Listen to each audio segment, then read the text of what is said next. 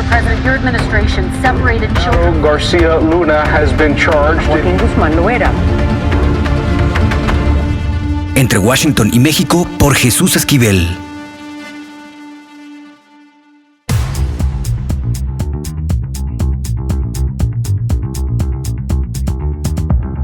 ¿Qué huboles?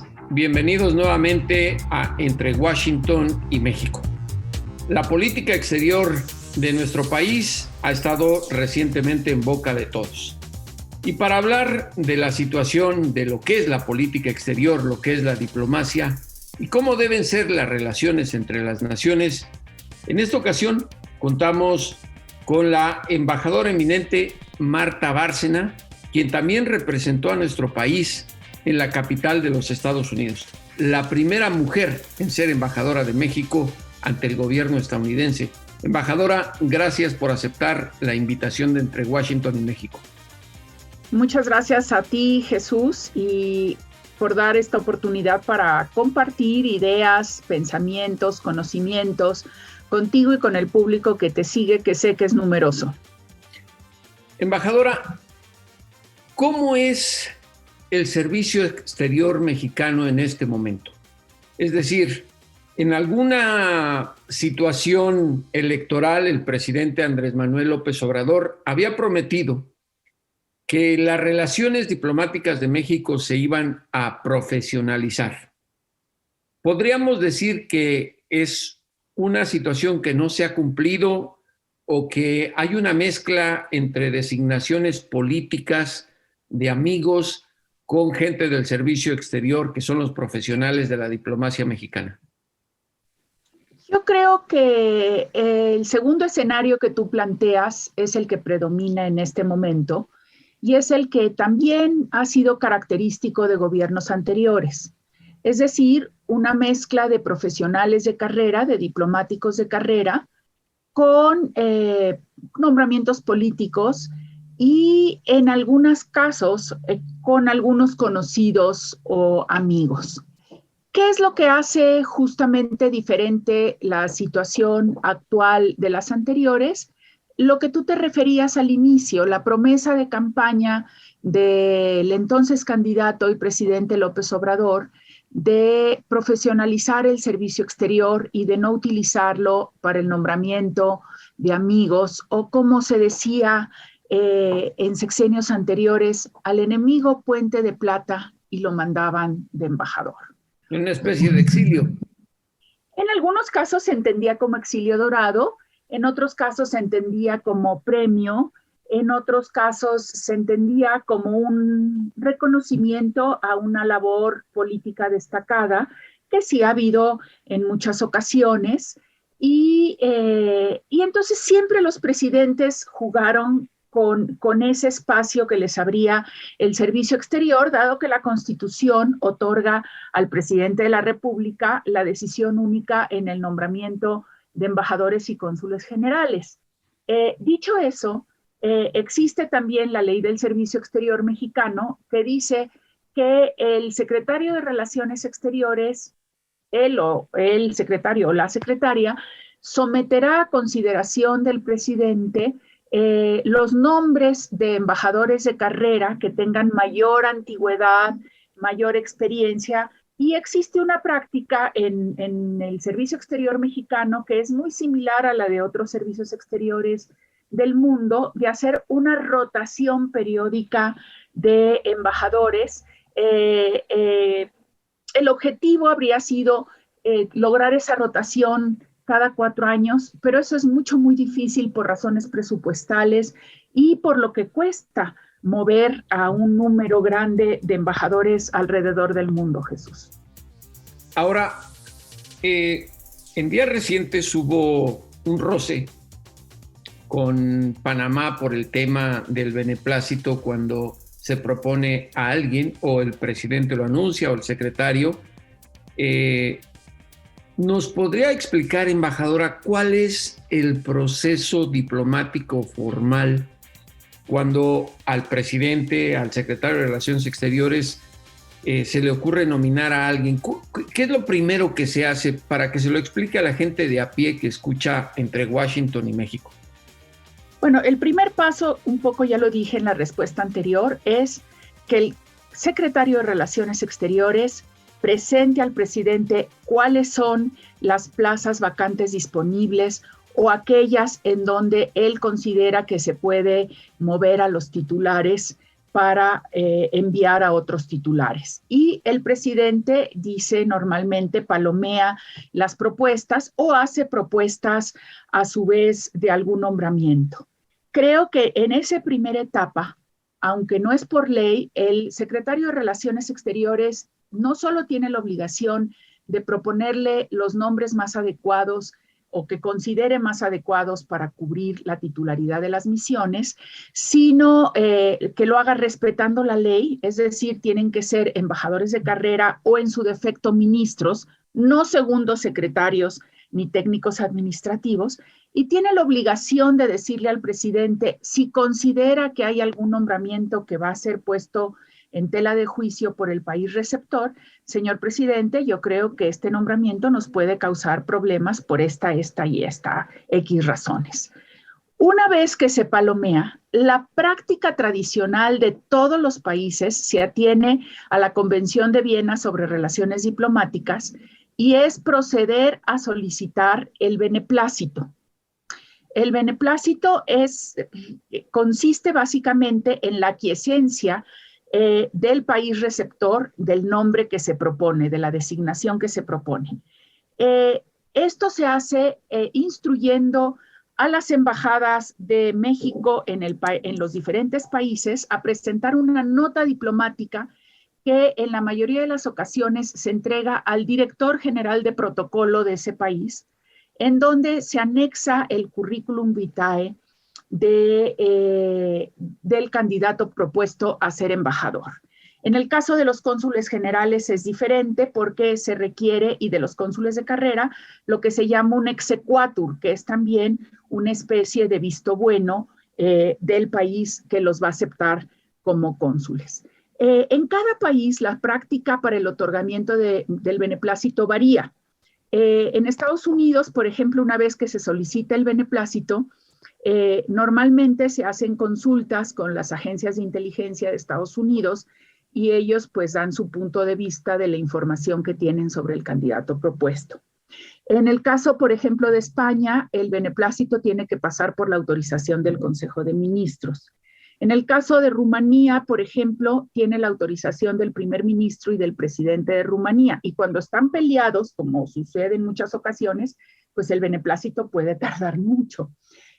Normalmente, el tiempo promedio de un beneplácito llega a ser de alrededor de un mes. Hay a veces que se pueden obtener en cuestión de días por algún interés específico o que se pueden tardar más por razones de política interna. Pero se considera que cuando un país no responde en un plazo más o menos normal, que puede ser un mes y que se alarga 3, 4 meses, es que está mandando un mensaje diplomático de molestia o de duda, que bien puede ser respecto al candidato propuesto o al estado que guardan la relación entre los dos países, es decir, entre México y otro país. Una vez otorgado el beneplácito, es cuando ya se puede hacer público el nombramiento. Esto es en líneas generales, Jesús, porque hay sus excepciones en varios países en que los nombramientos se anuncian antes de obtener el beneplácito, pero normalmente no son personas que puedan causar una discusión al respecto. Se anuncia el beneplácito y se mandan todos los documentos de la Secretaría de Relaciones Exteriores a la Secretaría de Gobernación. Por documentos entiendo el beneplácito, el acta de nacimiento, el programa de trabajo del embajador o del cónsul, la declaratoria de que no se tiene una doble nacionalidad. Y la Secretaría de Gobernación lo envía al Senado, quien programa las audiencias respectivas con las comisiones de Relaciones Exteriores y de cada país, y el Senado, por mandato constitucional, tiene que dar su aprobación para ese nombramiento. Una vez dada la aprobación, la Secretaría de Relaciones Exteriores hace los trámites administrativos para que el jefe de misión se traslade a su sede y le da las cartas credenciales firmadas por el presidente de la República, que normalmente empiezan con la frase: grande y buen amigo, recibe esta persona que hablará en mi nombre. Y esas cartas se entregan en una ceremonia ante el jefe de Estado, siempre ante el jefe de Estado. Ahora, ante las reglas de la diplomacia internacional, cualquier nación tiene la prerrogativa y la autoridad de decir no doy el beneplácito. Sí, exactamente. La soberanía que ejerce México al designar a un candidato a una embajada tiene los límites en la soberanía del Estado receptor, que puede decir sí o no. Y puede decir no de manera explícita, decir no sin dar explicaciones por qué dijo no, o puede simplemente tardarse en responder y con eso manda también un mensaje. No está obligado a dar las razones por la negativa en un caso así. No. La propia Convención de Viena de Relaciones Diplomáticas dice explícitamente que no está obligado a dar razones. Ahora, usted como decana de la diplomacia profesional de México, ¿en qué o cómo nos ve, digamos, en estos momentos el mundo latinoamericano por el roce que hubo entre el presidente López Obrador y el gobierno de Panamá? Pues mira, no he seguido con mucha atención la prensa latinoamericana. Creo que, por un lado, estarán sorprendidos porque la diplomacia mexicana y el manejo de la política exterior mexicana es sumamente respetada en el mundo y en particular en América Latina. Es una diplomacia que no suele cometer pasos en falso, es una diplomacia que suele ser muy cuidadosa y que por lo tanto están sorprendidos en general por este manejo que ha sido, digamos, un tanto desasiado y poco característico de la diplomacia mexicana. Por otro lado, también hay que entender que muchos países latinoamericanos también manejan muchos nombramientos diplomáticos y de amigos, ¿no?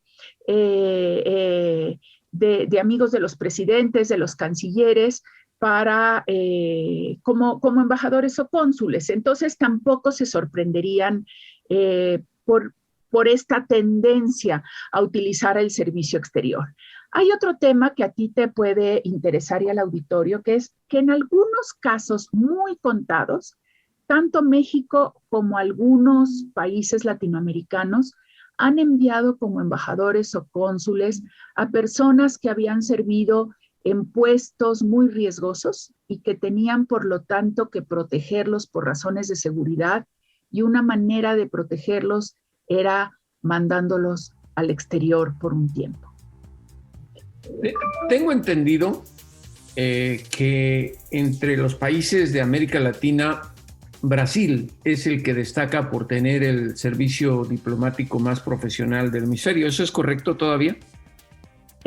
Yo siempre me he negado a aceptar eso. El servicio exterior brasileño es extraordinario. Itamaraty es una cancillería muy respetada, pero yo siempre he sostenido que el servicio exterior mexicano es tan bueno como el brasileño y en algunos casos mejor. Hasta ahora Brasil no ha tenido un premio Nobel de la Paz del servicio exterior mexicano. Hay puestos diplomáticos muy importantes, sin duda, para cualquier nación en la geografía política.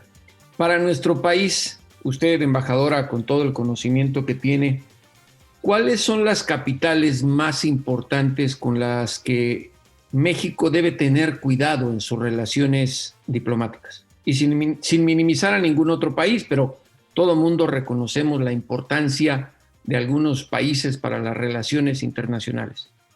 Mira, sin duda alguna los países fronterizos de México, Estados Unidos en primer lugar, pero también Guatemala, Belice, Cuba, son embajadas muy importantes para México. En segundo lugar está también el criterio de la importancia económica, de las relaciones económicas. En este sentido, la Embajada de México en China, en Japón, en la Unión Europea, en España, que es el segundo inversionista en México, son embajadas muy importantes. Y en Canadá, ¿no? Y Canadá, claro, por el acuerdo entre México, Estados Unidos y Canadá. Ha tomado creciente importancia la Embajada de México en Corea del Sur por las crecientes relaciones comerciales y de inversión entre México y Corea del Sur. Y yo diría que por afinidades culturales, históricas, por afinidades también de compartir una lengua común, las embajadas en América Latina son de gran relevancia.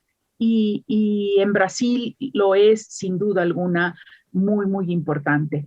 Pero embajadas como la de México en Argentina, en Colombia, en Chile, fíjate de cuántos refugiados, asilados tuvimos de Chile y de Argentina aquí en México, son embajadas que tienen una carga, aparte de trabajo económico y político, tienen una carga emocional muy fuerte y por lo tanto se vuelven muy relevantes. Hay embajadas...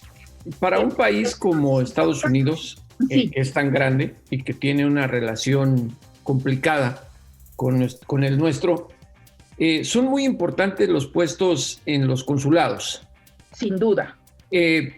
Ha habido casos en la historia reciente en la que los cónsules de México pues no saben ni siquiera qué es o qué representa la labor que deben ejercer. Uh-huh. Usted es reconocida por su diplomacia profesional, por ser alguien muy eficiente en lo que hace. La pregunta que le voy a hacer no es para menospreciar a nadie, es simplemente para poner en el escenario lo que nos debe importar, sobre todo para este podcast que se escucha en ambos lados de la frontera. ¿Qué tanto está funcionando el servicio diplomático en Estados Unidos? Yo diría que en general funciona bastante bien. Dicho esto, haría algunos matices. Uno, la pandemia del COVID-19 nos pegó fortísimo, Jesús, porque se tuvieron que suspender los servicios muchos meses y eso afectó terriblemente a la comunidad mexicana. Si bien tenemos una red de 50 consulados en Estados Unidos, también es cierto que la población mexicana o de origen mexicano que requiere los servicios del consulado ha crecido exponencialmente y apenas si nos damos abasto para atenderla en todo lo que es la emisión de documentos, ya no se diga en temas de protección laboral y migratoria y en temas de relaciones con la comunidad. Entonces, la pandemia nos afectó en todos esos servicios. Segundo, el tamaño de la comunidad hace que cada vez sea más difícil poder atender todas las necesidades que tenemos. Por eso se han anunciado también la apertura de nuevos consulados y la reorganización de las circunscripciones de los consulados, porque había consulados como el General en Atlanta, que cubría un área geográfica demasiado grande. Tenían que manejar a veces hasta 8 horas para poder prestar servicios de consulado móvil. Tercero, yo creo que también un reto es que las expectativas de la propia comunidad son, y con razón, cada día mayores respecto a los servicios que tienen que recibir, puesto que ellos mismos lo dicen, pues cuántas remesas mandamos a México, por favor, denos mejor servicio. Cuarto, yo creo que hay una gran decepción de la comunidad mexicana hasta ahora de que no ha habido una reunión realmente de la comunidad, de los líderes de la comunidad con el presidente de la República para plantear el futuro. Yo es algo que conversé varias veces con el presidente y que le insistí en la necesidad de esa reunión porque en la comunidad los líderes a veces se sienten que si bien los cónsules los atienden, no hay una visión de futuro que hayan conversado con el presidente y con el gobierno de México. Y doy un ejemplo muy concreto. Se desapareció el programa 3x1, que era un programa para invertir las remesas en algunos proyectos productivos, porque ya se había agotado ese esquema, pero no ha habido un esquema sustituto. Y hay un poco esa decepción de la comunidad. Y por otra parte, también hay que entender que la comunidad no es monolítica y la comunidad tiene diferentes intereses y diferentes objetivos según la región y según las generaciones también. Los mexicanos, digamos, o de origen mexicano, mayores de edad, tienen, creo yo, el interés todavía de tener una presencia política en México. El migrante joven, o ya el ciudadano estadounidense de origen mexicano, lo que quiere es tener una mayor presencia política en los Estados Unidos. Y manejar todos esos niveles de expectativas es sumamente delicado y conforme nos acercamos a las elecciones, otro gran reto para los cónsules en su relación con la comunidad es la partidización de la comunidad mexicana en diferentes lugares. Porque eso hace a veces llevar enfrentamientos entre la propia comunidad y el cónsul tiene que evitar esa partidización de la comunidad y tiene que tratar a todos por igual. Entonces, son tantos los retos para la atención consular que se debe dar a la comunidad en Estados Unidos, que en realidad yo creo que siempre nos quedaremos cortos. Y en el caso del embajador, hay que ir siempre casi en la línea del precipicio entre la obligación que hay de defender a la comunidad mexicana como uno de los grandes objetivos y, por otra parte, no ser considerado como intervencionista en asuntos internos de los Estados Unidos. Embajadora, una última pregunta porque el tiempo siempre hace falta para hablar con usted, pero estamos limitados por ello. En su regreso a nuestro país, y se lo digo porque usted es una figura pública y se ha visto en sus redes sociales, se nota, digámoslo así, cierto descontento con lo que ha hecho el presidente de la República. Usted políticamente es familiar del presidente. ¿Se siente decepcionada con el trabajo de Andrés Manuel López Obrador al frente de la presidencia de México? No. Yo comparto con el presidente López Obrador sus objetivos de reducir la desigualdad, reducir la pobreza, acabar con la corrupción, los grandes objetivos que creo que hicieron que muchos de nosotros votáramos por él en el 2018. Difiero en ocasiones, y así se lo hice saber, en la manera de alcanzar esos objetivos, ¿sí? Y eso también entiendo que él es el presidente de la República y él es el que decide cómo se alcanzan esos objetivos y los demás podemos estar en acuerdo o en desacuerdo. Yo debo de reiterar de todas maneras, Jesús, que el tiempo que fui embajador en Estados Unidos, él siempre me escuchó. En la mayoría de los casos prestó atención a mis recomendaciones y las siguió. Y cuando no fue así, no tuve la menor duda en asumir que siendo él el presidente de la República, a mí lo que me correspondía era cumplir sus instrucciones. Y en el momento en que yo ya consideré que había cumplido un ciclo en mi vida profesional, le hice saber con toda oportunidad, anticipadamente, del servicio exterior y no aceptar ningún otro cargo ni en México, ni en los Estados Unidos, y reinventarme, quizás todavía a una edad en que pues lo puedes hacer, los 64 años, reinventarme, regresando a mis grandes querencias, la familia, la vida privada, la difusión, la explicación en foros mediáticos de lo importante que es el mundo para México y que México no puede vivir aislado, y el regreso a la academia. La embajadora Marta Bárcena, gracias por darnos esta lección diplomática y es usted muy jovencita. Gracias, eso es lo mejor del programa, del podcast. Gracias. Un abrazo. Un abrazo.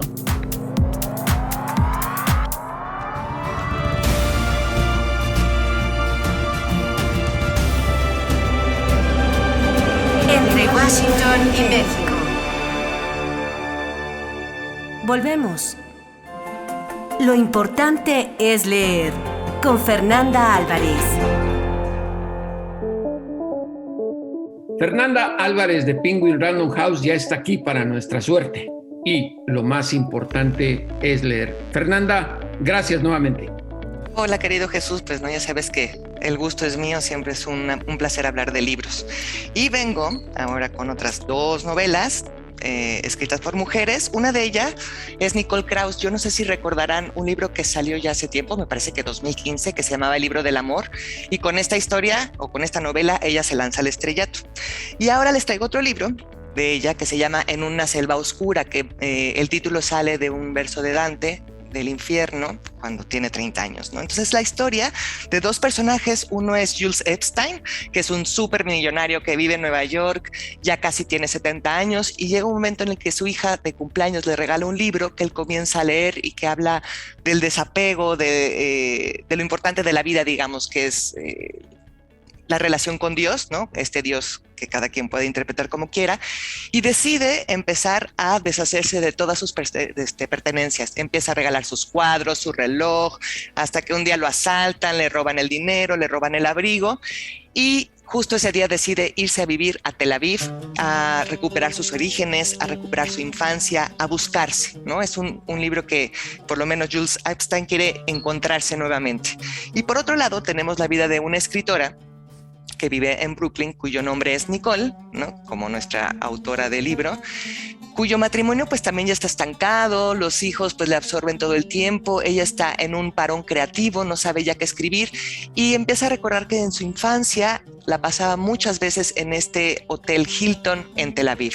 Así que también en una noche en la cual ella siente esta ubicuidad, siente que está en 2 lugares al mismo tiempo, decide abandonar a sus hijos y a su marido, ella irse sola al Hotel Hilton, a Tel Aviv, para poder también recuperar ese espacio que ella había perdido, esa capacidad de creativa, esa vuelta a los orígenes, ¿no? Entonces es la historia de 2 personas cuyo lazo es la búsqueda, ¿no?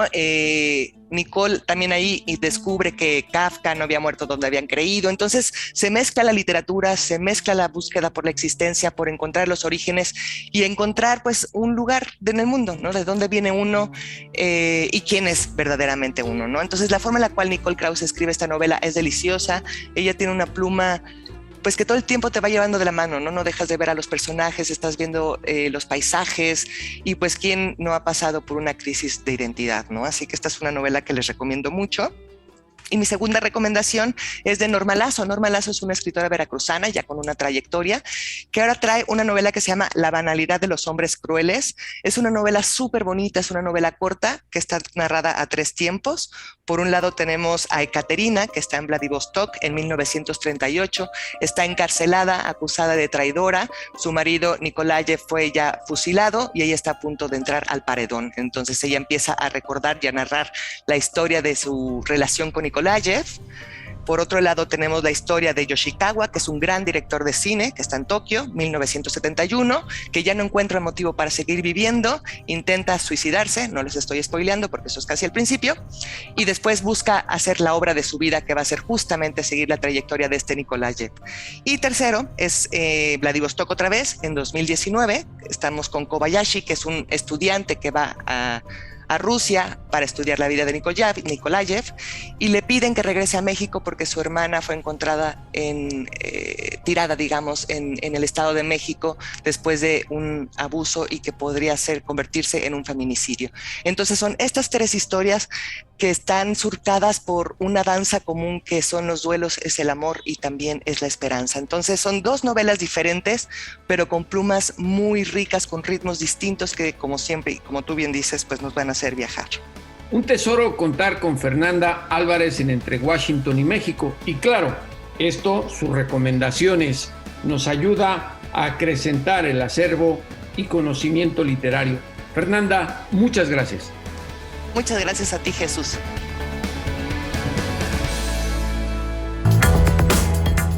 Pucha Play con Gonzalo Lira.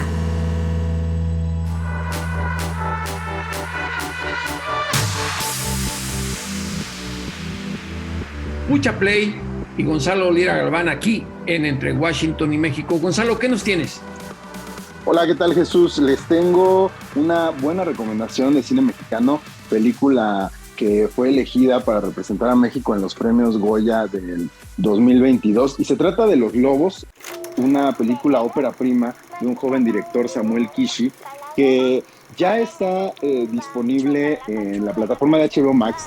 Tuvo un paso por el Festival de Berlín bastante exitoso el año pasado, después por ahí estuvo en Morelia, estuvo en Los Cabos, estuvo en todos los festivales importantes de nuestro país, y se apega con el tema de este episodio porque habla de una familia de migrantes. Pero normalmente, Jesús, y tú me responderás antes de que yo siga hablando, cuando hablamos de cine mexicano que retrata la situación migrante, normalmente ¿a qué te remite? ¿Qué género o qué sensación es en la primera en la que piensas cuando se toca este tema? El sufrimiento, la discriminación.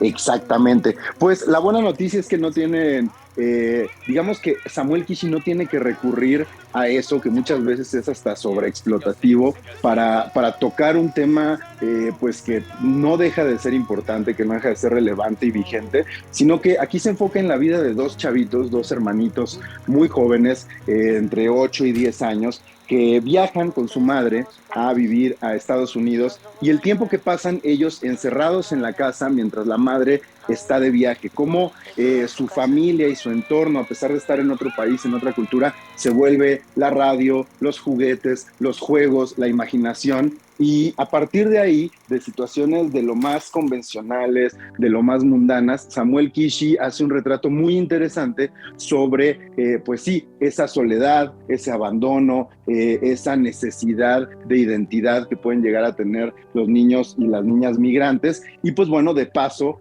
hace un comentario tácito sobre las dificultades que atraviesan los adultos, en este caso la madre, para mantenerlos con una vida digna. Platiqué con Samuel Kishi precisamente sobre esta, pues sí, esta inventiva para contar una historia que habla de algo que hemos escuchado muchas veces, que hemos escuchado pues desde el tono que tú bien mencionabas, y en qué momento, de qué manera y cómo se le ocurrió escribir Los Lobos, que encuentran en HBO Max. ¿Te parece que lo escuchemos? Claro que sí. Fíjate que una de las fuentes de ideas con la que siempre trabajo, y para enfrentarme a la página en blanco, es con un pequeño ejercicio que se llama Me Acuerdo Que. Este ejercicio no es mío, se lo robé a un artista plástico que se llama Joe Brainard, que él escribió un librito. Cuando terminé de leer ese libro, me llamó muchísimo la atención el hacer un ejercicio parecido. Cuando tenía 5 años, mi mamá nos llevó a mi hermano y a mí, de pequeños, a vivir a Santana, California, a probar una nueva vida. Ella tenía que salir a trabajar y nos tenía que dejar encerrados en un pequeño departamento con una grabadora, y se grababa en ese cassette historias, las reglas de la casa, cuentos, etc. Y nos decía, si me extrañan, pónganle play a la grabadora. Ahí lo tienen, Samuel Kishi habla de Los Lobos, esta película que, como digo, les recomiendo ampliamente. Creo que es para toda la familia, incluso los más pequeños pueden verla y desde una edad muy temprana enfrentar temas que pues son parte de nuestra sociedad, son parte de nuestra cultura, y que no necesitamos recurrir a otras películas que también vale la pena, ¿no? La Jaula de Oro, por ahí también está Norteado, Sin Nombre, que es muy dura, Una Vida Mejor, por la cual nominaron a Demián Bichir. Pues no es que estas películas sean menores, ¿no? Sino que creo que Los Lobos aborda el tema de una forma que pocas veces se ha visto en nuestro cine, y por lo tanto se entiende que ha sido tan galardonada y que además forma parte de una plataforma tan popular como lo es HBO Max. Y ayuda a entender esta problemática del crisol migratorio en cualquier lugar del mundo, y más en el nuestro, ¿no? Totalmente, y además entender que pues si bien son situaciones difíciles, no todos son azotes, no todo es sufrimiento día con día, y que precisamente, ¿no?, la mente joven, las vidas de estos niños tienen cierta esperanza en sí mismos y no dependen necesariamente de lo que les rodea todo el tiempo. Pucha Play con Gonzalo Lira Galván. Como siempre, Gonzalo, muchas gracias. Gracias a ti. Y a los criminales y a los políticos, devuélvanos a ese México que nos arrebataron. Hasta la próxima. Esto fue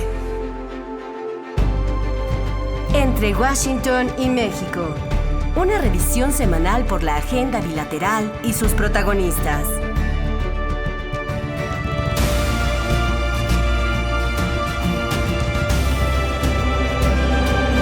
Entre Washington y México. Esta es una producción de Fluxus Comunicaciones.